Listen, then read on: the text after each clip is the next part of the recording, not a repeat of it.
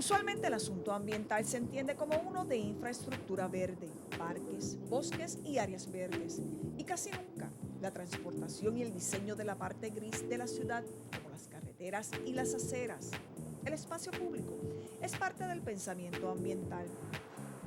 Sin embargo, esta infraestructura gris está estrechamente relacionada con un serio problema ambiental, el uso del suelo.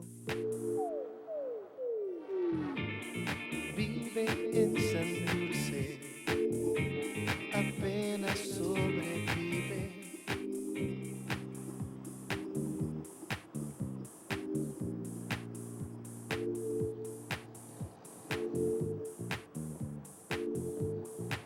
Por eso el transporte colectivo y el tren urbano, más que proyectos de ingeniería, deben ser vistos como un asunto de ecourbanismo. En Puerto Rico, por desgracia, no ha calado mucha esa idea de enlazar ese asunto de la transportación, el espacio peatonal de la ciudad, como parte del discurso ambiental puertorriqueño. Eso no ha sido así porque la historia del discurso ambiental generalmente ha sido dirigida hacia la contaminación, la destrucción de áreas verdes. A veces pensamos en el desparrame urbano solamente como problemas de permisología o de desarrolladores tal vez que no están cumpliendo leyes o lo que sea, pero tenemos que entender que todo eso no va a funcionar, el parar ese desarrollo o el que se cumplan los permisos o el rescatar bosques urbanos, si no hacemos algo para fomentar el transporte colectivo y la peatonalización de la ciudad. Eso tiene que ir de la mano. Entre los años del 1935 al 1990, la cantidad de vehículos registrados en Puerto Rico aumentó dramáticamente. En la zona metropolitana de San Juan, el número de autos por persona aumentó de un vehículo por cada 125 habitantes a uno por cada 1.5 habitantes aproximadamente. Junto al automóvil, se produjo una expansión dramática de la red vial de unos 200 kilómetros en la década del 30 a casi 7.000 kilómetros a mediados de los 90. Sin embargo, el acervo de vehículos creció más rápido que la red de carreteras. Como la idea era incentivar el uso del automóvil, como la idea era promover económicamente el uso del automóvil, facilitar el acceso al automóvil, la construcción de carreteras, la construcción de urbanizaciones nunca contempló espacios para el transporte colectivo. De hecho, eso se puso al olvido. Ni hoy día todavía se incluye como parte de ningún proyecto de construcción de vivienda o de carretera.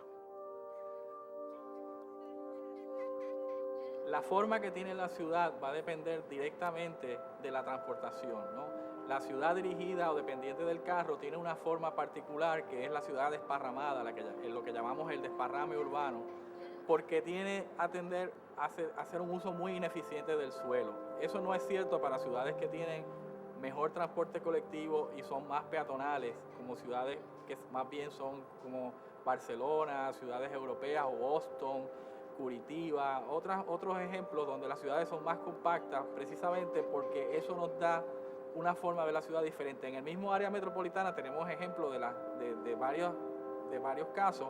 El viejo San Juan es el ejemplo principal de una ciudad diseñada para el peatón, más compacta, muy amistosa al peatón. Luego tenemos Santurce, que es una parte de la ciudad que ha sido diseñada a base del trolley, por eso tiene la forma que tiene. Y luego vemos ya los suburbios como Cupey, Guaynabo, que son parte de la ciudad que están dirigidas al automóvil y ya son más desparramadas que estas otras dos ejemplos que tenemos. Cuando perdimos el centro de la ciudad, cuando nos fuimos del centro de la ciudad, perdimos, yo le digo a mis estudiantes, perdimos la posibilidad de amanecer un domingo en la mañana y comprar una libra de pan fresco a pie. Y eso se lo digo a mis estudiantes a manera de algo jocoso, ¿no? Algo que hacíamos o que hacían nuestros padres. Hemos perdido muchísimas cosas. El centro de la ciudad es el centro cultural, ¿verdad? Es el centro donde se hacen actividades culturales, es el centro, la identidad entre el lugar de residencia y el lugar de trabajo, es ciertamente calidad de vida, es menor tiempo de inversión en viajes diarios, es la renuncia a la ciudad pendular, la ciudad del péndulo, que todos los días va desde la periferia hasta el centro de la mañana y desde el centro a la periferia de la tarde, con unos costos de tapones inmensos, de pérdidas en nuestra propia calidad de vida por lo que representa eso en términos psicológicos para la gente.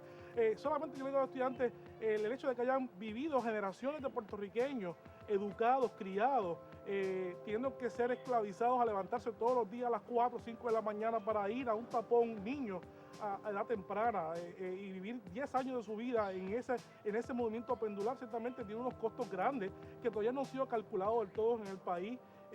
Muchas pérdidas, estoy seguro de eso. El crecimiento y la ampliación de la red vial, que nunca es suficiente para aliviar el tráfico, han impactado severamente los sistemas y recursos naturales en todo el país. Las avenidas, expresos y carreteras fragmentan los hábitats de especies, afectando y en muchas ocasiones eliminando la flora y fauna de un lugar.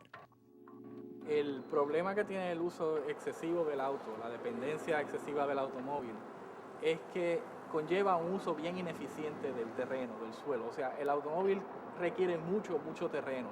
¿Qué quiere decir eso? Las urbanizaciones son normalmente casas aisladas, donde se usa mucho terreno para pocas familias, las carreteras, los estacionamientos. Un edificio requiere más espacio de estacionamiento que requiere el mismo edificio. Y todo eso se va añadiendo y por eso produce esta ciudad desparramada. La destrucción que estamos teniendo a nivel natural de nuestros bosques, nuestras áreas verdes, nuestros ríos, está directamente ligada a este problema que llamamos el desparrame urbano, ¿no? O sea que por eso insisto que si queremos coartar, queremos limitar ese problema, no es suficiente con salvar bosques urbanos o áreas, eso es importante, pero si no empezamos a reducir la dependencia del automóvil, vamos a seguir destruyendo esas áreas verdes y esas áreas naturales, porque el problema es que requiere demasiado espacio el que todo el mundo tenga automóvil y que lo use para hacer todo, ¿no? El predominio del automóvil privado coincidió con la decadencia del transporte colectivo.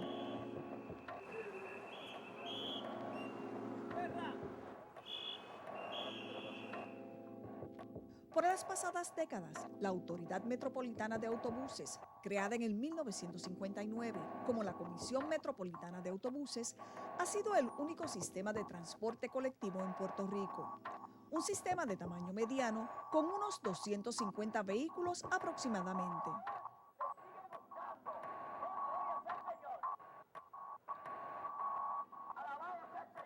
Sin embargo, la AMA tiene dentro de la jurisdicción de los Estados Unidos el presupuesto más pequeño que tenga compañía o autoridad de autobuses alguna dentro de los Estados Unidos para un servicio de su tamaño. Eso significa que, por ejemplo, en Puerto Rico la AMA tiene aproximadamente para este año fiscal que está por terminar 56 millones de dólares. Eso representa aproximadamente una cuarta parte del presupuesto que tiene la ciudad de Tampa, que tiene menos guaguas y menos rutas. La ciudad de Tampa cuenta con 200 millones de dólares para transportar un poco menos de la mitad de los pasajeros que transporta la AMA. En Puerto Rico, por cada dólar que se invierta en carretera, solamente se invierte 0.03 centavos en transporte colectivo. Y los municipios en Puerto Rico no tienen responsabilidad alguna fiscal, presupuestaria, de aportar dinero alguno a la Autoridad Metropolitana de Autobuses, contrario en los Estados Unidos, por ejemplo, donde los condados y las ciudades tienen que sostener por sus impuestos sus sistemas de transporte colectivo.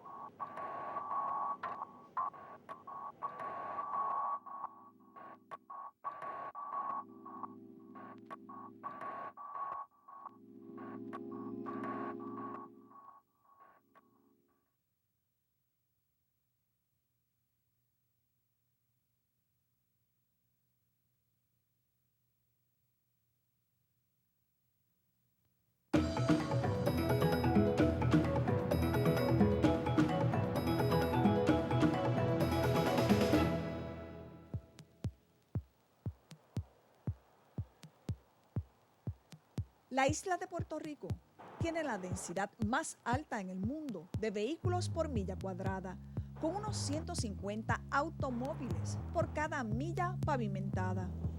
Esto es así en prácticamente todas las vías principales del área metropolitana. Esto es lo que podemos esperar. Y condiciones como estas retrasan todo. La búsqueda de los niños a la escuela, los cuidos, llegan a las casas tarde, los papás llegan tarde del trabajo, imagínense. Dios mío, el tapón de la vida. Así es. No hay manera. Gracias, Hilton. Seguro, hasta luego. A nivel mundial, San Juan es una de las ciudades con mayor problema de congestión vehicular, una ciudad dirigida al automóvil y alejada del peatón. Pero lo malo es que las partes que antes eran posibles caminar, ahora mismo también están siendo invadidas hace tiempo, ¿no?, por el automóvil, y en eso podemos ver las aceras que se utilizan como estacionamiento privado para los negocios. Y cada vez el diseño de la ciudad, dentro de la misma ciudad más urbana, va pareciéndose más al diseño del suburbio, al diseño de la autopista, y eso es lo que va haciendo que la ciudad sea menos peatonal. Por ejemplo, una tendencia que hay es tratar de eliminar todos los semáforos en una avenida y transformarla en un expreso. Esa tendencia actualmente internacionalmente se está revirtiendo porque se ha dado cuenta que eso lo que va creando es una ciudad cada vez más difícil de usar a pie y cada vez más difícil de llevar una vida urbana y un espacio público. Así que la tendencia actual no es quitar semáforos, sino poner más semáforos para permitir que el espacio se comparta de más equitativamente entre el carro y el peatón. Ahora mismo lo que tenemos es una penalización del peatón y una recompensa al carro.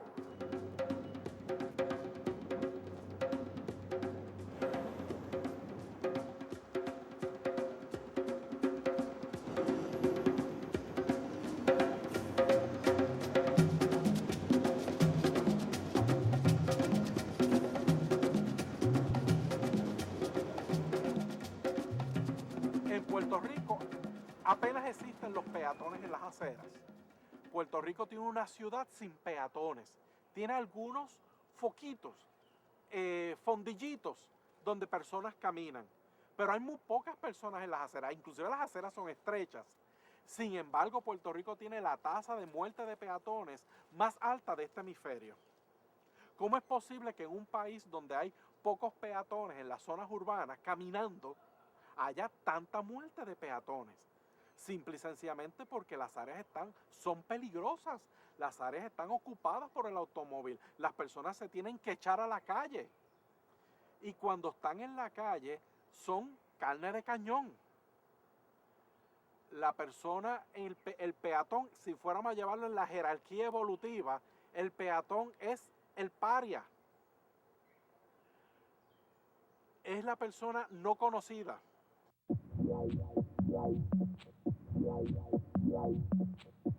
El 37% de la población puertorriqueña reside en el área metropolitana de San Juan.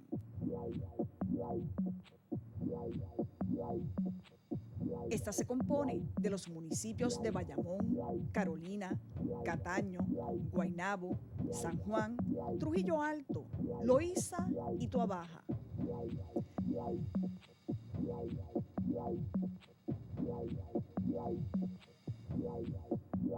Hablamos de aproximadamente 1.5 millones de personas que ante la falta de un sistema de transporte colectivo generan más de 3.2 millones de viajes diariamente en su auto privado.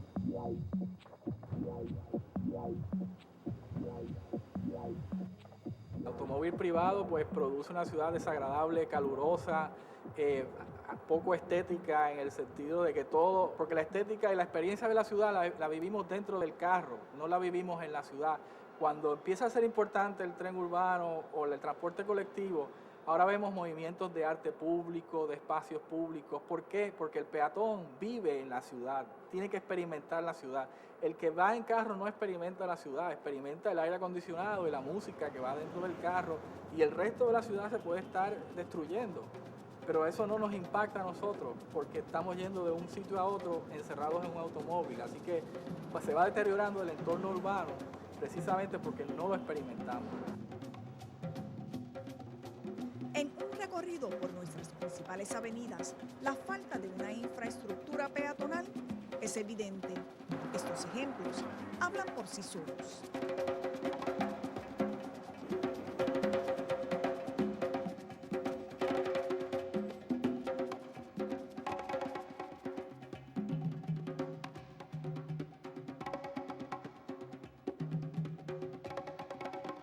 Tenemos que pensar si necesitamos tantos carriles en muchas de estas avenidas. Volvemos a mencionar, los cruces de peatones no deben ser elevados, deben ser a nivel de la calle, aunque eso interrumpa el tráfico tiene que calmarse, hay medidas de ingeniería de tráfico para calmar el tráfico. Las paradas, ahora ha habido una remodelación de las paradas, pero como usuario del transporte público, de las paradas de la AMA, ¿no? Yo sé que muchas de ellas pues no están diseñadas de la forma más apropiada para resguardar de la lluvia, muchas veces tienen mucha más gente de lo que la parada del espacio provee, y lo peor de todo es que los anuncios que han puesto en las paradas, en muchos sitios los han puesto a los dos lados de las paradas, lo que imposibilita la visibilidad de las personas ver llegar la guagua, y uno puede ver que la gente no está en la parada porque no puede ver llegar la guagua porque le han puesto un anuncio enfrente. ¿Cómo es?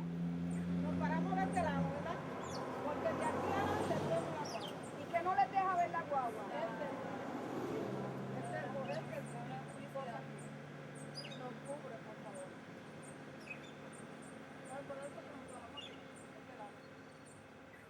Así que todos esos detalles tenemos que ir aprendiendo, ¿no? A ver cómo se hace una ciudad más propicia para el usuario del transporte colectivo. En otras ciudades del mundo, como Curitiba en Brasil, donde la planificación urbana está diseñada alrededor del transporte colectivo, las paradas son un elemento importante.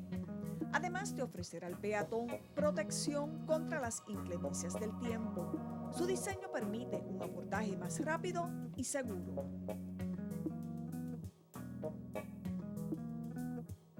En Puerto Rico, las nuevas estaciones del tren urbano son un espacio público dirigido al peatón, pero que contrastan grandemente con las paradas de los vehículos de la AMA y ni hablar de las de los transportistas públicos. El hecho del tren urbano empezar a crear estos espacios públicos de mucha calidad dentro del tren, ¿no? Y alrededor de las estaciones hasta cierto punto, con arte público y todo eso, es lo que yo estaba diciendo. El usuario del transporte colectivo experimenta la ciudad, pero ese espacio de calidad tiene que trascender el tren urbano, no se puede convertir en una urbanización cerrada el tren urbano. Tenemos que hacer que eso trascienda, porque para que verdaderamente el sistema funcione, la infraestructura tiene que incluir, como vuelvo a decir, ¿no? El espacio público peatonal, las aceras, las calles, tienen que ser lugares agradables, si no esto no va a funcionar. Así que estas cosas, estos detalles tenemos que empezar a pensarlos bien. Si queremos tener un sistema donde la gente se siente apreciada, que se trate al usuario de transporte colectivo como alguien que realmente tiene un buen servicio, ¿no? No tratarlo como un ciudadano de segunda categoría. El construir plazas, espacios públicos, aceras, que a veces pensamos en cemento, pero eso no es antiambiental, eso es totalmente lo contrario, eso son estrategias ambientales. El construir esas partes que a veces piensan, esas no son áreas verdes, indirectamente estás ayudando al ambiente porque estás creando una ciudad menos dependiente del automóvil, una ciudad más amistosa para el peatón, para el que usa el transporte colectivo. O sea que esas partes de cemento no necesariamente tienen que ser vistas como antiambiente, sino deben ser vistas como todo lo contrario, como estrategias ambientales. Tenemos ejemplos exquisitos en el condado, por ejemplo, ejemplos en otros pueblos que se han ido restaurando sus espacios públicos y sus plazas. Esos no solamente son gestos urbanos, son gestos ambientales también.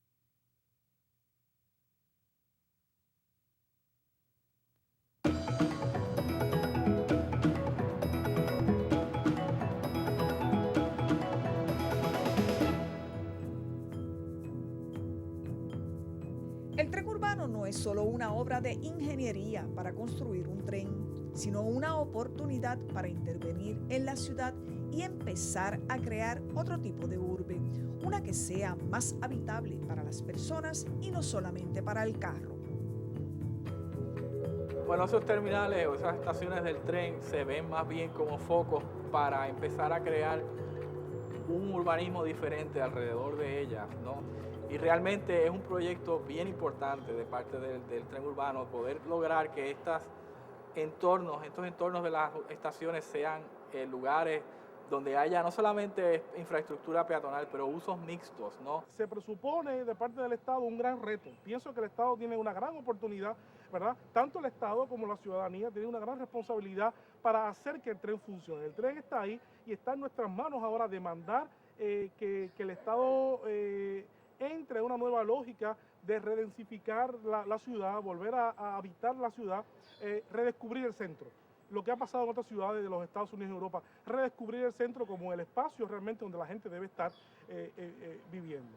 Si el tren es una oportunidad para redefinir lo que es la ciudad y cambiar su forma de desarrollo y revertir el escape de personas hacia las afueras de la ciudad, hacia la periferia, pues entonces la ciudad es ciertamente, en un país cada vez más urbano, es la única oportunidad que tenemos para reservar los pocos espacios que nos quedan naturales, para poder preservar nuevos espacios, ¿verdad?, en las áreas suburbanas, en las áreas rurales de Puerto Rico, en la zona, eliminar las presiones de desarrollo que se tiene hoy en día tan grandes en torno de los últimos residuos que tenemos de áreas naturales en el país, de preservar más adecuadamente cuencas hidrográficas en el país, de conservar ciertamente, evitar la pérdida de más terrenos agrícolas en el país.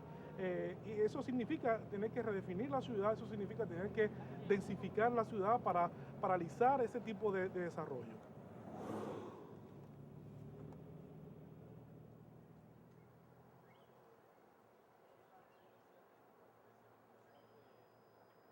Usted como antropólogo ha tenido la oportunidad de observar, de estudiar cómo incide el tráfico, el que tengamos tantos automóviles en Puerto Rico, en las enfermedades emocionales, en el estrés. Antes informábamos las condiciones del tiempo, ahora hay que informar las condiciones del tráfico. Sí, muchos han mencionado la cultura del carro. Por lo general refiriéndose a que hay muchos carros y mucho tránsito. Pero esa cultura del carro va más allá porque es no solamente una cultura económica, es una cultura de valores. Los puertorriqueños y puertorriqueñas les dan un valor, hay un ethos del carro. Valorizan el carro más allá de lo que verdaderamente representa. Y lo consideran una necesidad prácticamente biológica. O sea, el puertorriqueño ha creado una absoluta dependencia ilustre, un hedonismo, un fetichismo por el automóvil, al punto de que se niega a caminar. O sea que a nosotros no nos causa ningún estrés estar metidos en el tapón. Por supuesto que sí. Y hay la queja de la tensión, la molestia, el enfado, lo que le llaman algunos psicólogos el road rage, la agresividad del automóvil. Pero la estrategia no es qué se puede hacer para dejar el carro. La estrategia y el reclamo ante el gobierno es busca la manera de que yo tenga el privilegio de seguir usando mi carro, porque yo quiero seguir usando el carro, yo quiero que tú me subsidies la gasolina, yo quiero que no haya precios altos de la gasolina, yo quiero que haya parking donde quiera, yo quiero que el carro lo pueda entrar dentro de Plaza Las Américas. O sea, hay una exigencia de que el carro es vida. ¿Debería entonces el tren urbano llevarnos a recuperar la ciudad para el peatón? Primero hay que hacer la ciudad habitable para el peatón. Tiene que ir de la mano, tiene que ser paralelo, porque yo puedo llevar las personas al casco de Río Piedra, yo puedo llevar las personas a varios sitios, a Bayamón, a Santurce, a Torrey, pero los lugares no son hábiles para el peatón, las aceras siguen siendo estrechas. Los carros siguen teniendo la prioridad y el privilegio del uso del espacio público. Por lo tanto, tiene que ser paralelo. Sí, el tren tiene todo el potencial de hacer unas partes de la ciudad metropolitana, de San Juan, Bayamón y Carolina, y cuando se extienda a Carolina o Yacagua, tiene la habilidad de hacer estos lugares habitables. Sí la tiene el potencial, pero tiene que ir de la mano con otras políticas públicas, con un cambio en las políticas de desarrollo económico y también un cambio de educación y cultura de vivir en ciudad. Los puertorriqueños no podemos seguir siendo homo sapiens sapiens, puertorriqueños nargúpedos. Tenemos que caminar. Yo no tengo carro y no se me ha caído un canto. Ok. Aquí termina nuestro recorrido por la ciudad. Para que el tren urbano funcione, tiene que integrar el espacio público peatonal como parte de su infraestructura. Además, crear estos espacios, pero de calidad, tiene que ser parte de nuestro pensamiento ambiental. Crear una ciudad menos dependiente del automóvil es lo que va a permitirnos reducir el desparrame urbano y conservar nuestro principal recurso natural, que es nuestro suelo.